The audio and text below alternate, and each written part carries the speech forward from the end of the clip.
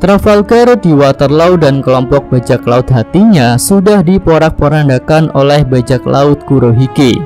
Beruntung Beppo yang nekat menggunakan mode sulong dengan bantuan ramuan chopper berhasil membawa Lau kabur, lalu berenang dengan cepat untuk meninggalkan Pulau Winner.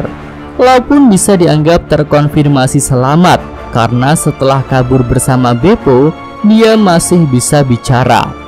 Nah, selamatnya Lau ini tentu menimbulkan pertanyaan besar tentang kemana Lau akan pergi dan cerita besar apa yang akan kembali menghampirinya. Mimin sendiri cukup yakin jika Lau masih punya peran penting dalam cerita, karena selain punya nama Di, Lau juga sudah memutuskan untuk mencari tahu arti Will of Di. Jadi kira-kira kemana Lau akan pergi dan peran penting apa yang akan menantinya di final saga ini? Mari kita bahas dalam video ini.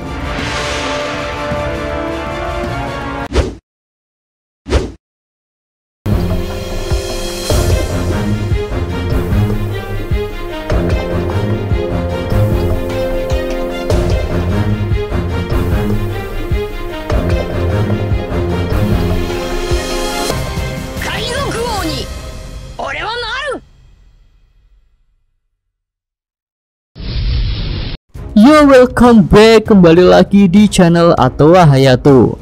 Bagaimana kabar nakama sekalian? Semoga selalu baik-baik saja. Will of Di atau TKD sepertinya akan jadi salah satu inti cerita di final saga ini. Hal itu terlihat saat Raja Cobra menanyakan arti Will of Di pada chapter 1084. Dan akhirnya Raja Alabasta itu pun berakhir di tangan Saint Imu dan para Gorosei. Lalu ada juga kisah tentang Sabo yang mendapatkan konfirmasi sebagai salah satu penyandang nama Di dengan jalur pemberian dari teman yaitu Ace. Nah, jadi Lau yang punya cita-cita untuk mengungkapkan arti Will of Di tentu sangat mungkin untuk masuk kembali ke dalam cerita. Terlebih lagi dia terkonfirmasi selamat dari tangan Kurohige, tidak seperti Kid yang belum ada kabarnya setelah mendapatkan serangan kuat dari Shanks di perairan Pulau Elbaf. Nah, pertama mari kita lihat kemana Beppo akan berenang.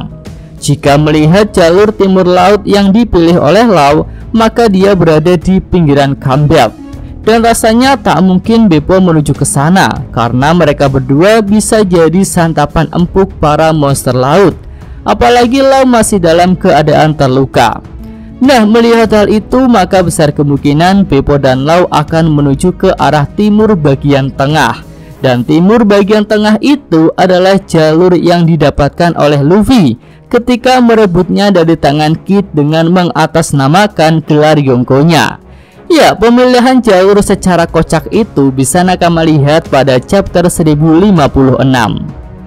Lalu di chapter 1057 kita juga bisa melihat bahwa kapal Luffy berada di tengah, sedangkan Lau ada di timur laut dan Kid ada di sisi yang lainnya. Melihat hal itu, besar kemungkinan Beppo akan berenang ke jalur pelayaran Luffy yang bisa membawanya menuju pulau masa depan Egghead. Tentu kita masih ingat bahwa pulau Egghead itu sebenarnya adalah pulau musim dingin yang terdapat salju saat memasukinya. Nah, iklim salju seperti itu tentu sangat cocok untuk Beppo yang masih tergolong sebagai beruang kutub. Selain itu, Beppo adalah navigator di dalam kelompok bajak laut hati. Maka tentu sangat masuk akal jika Beppo bisa mengantarkan Lau ke Egghead dengan kemampuan navigasinya. Atau ada kemungkinan lain sih jika Beppo berenang mengikuti kapal Kurohige yang di chapter 1079 terlihat sudah hampir sampai di Pulau Egghead. Ya, memang hal itu sangat berbahaya ya, karena berjalan searah dengan kapal Kurohige. Tapi rasanya Beppo tak punya pilihan, karena jika dia tidak ke Egghead, maka dia akan sampai ke Kambel. Nah, sementara itu di Egghead ada kelompok Luffy. Ya, walaupun Lau mengatakan bahwa aliansi mereka sudah berakhir, Mimin rasa Luffy akan dengan sukarela menolong Lau. Dan jika hal itu terjadi, maka Lau dan Luffy bisa jadi akan kembali beraliansi dengan tujuan yang berbeda. Ya, sebelumnya Law memutuskan untuk berhenti menjalin aliansi karena tujuan mereka untuk menjatuhkan Kaido sudah tercapai. Jadi kini mungkin saja mereka akan kembali beraliansi dengan tujuan yang berbeda. Dan tujuannya adalah mengungkapkan arti dari Will of D. Dengan kata lain, mereka akan bertarung bersama untuk melawan pemerintah dunia yang selama ini menyembunyikan arti Will of D dan juga sejarah Void Century. Lalu dengan fakta saat ini bahwa Law tidak punya kapal, maka besar kemungkinan dia akan numpang di kapal Sanigo untuk beberapa waktu. Nah, keberadaan Law di kapal Luffy kembali mengingatkan Mimin pada percakapan Ivankov, Dragon, dan Sabu ketika mereka membahas tentang Saint Imu. Saat itu Ivankov berkata jika Saint Imu sudah menggunakan suatu kekuatan untuk bisa hidup sangat lama sejak abad kekosongan. Dan saat ini satu-satunya kemampuan yang terkonfirmasi bisa memberikan kemampuan hidup lama adalah ultimate dari OP-OP Nomi yang bernama Operasi Awet Muda. Jika Im Sama memang menggunakan kemampuan itu, maka mungkin Law akan punya peran penting di sini. Ada dua skema yang mungkin akan terjadi. Pertama, Law akan mencabut Operasi Awet Muda yang pernah dilakukan kepada Saint Imu, tapi tentu dengan pengorbanan setimpal, yaitu nyawanya. Seperti halnya ketika menggunakan Operasi Awet Muda, pengguna OP-OP Nomi harus dikorbankan.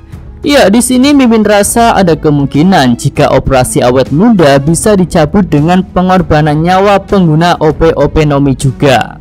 Nah, setelah Operasi Awet Muda itu dicabut dari Saint Imu, maka Luffy bisa mengalahkan dan mungkin menghabisi musuh utama dari pihak pemerintah dunia itu.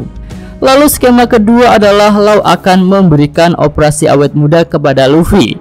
Ya, mungkin tujuannya agar punya kemampuan yang sebanding dengan Saint Imu.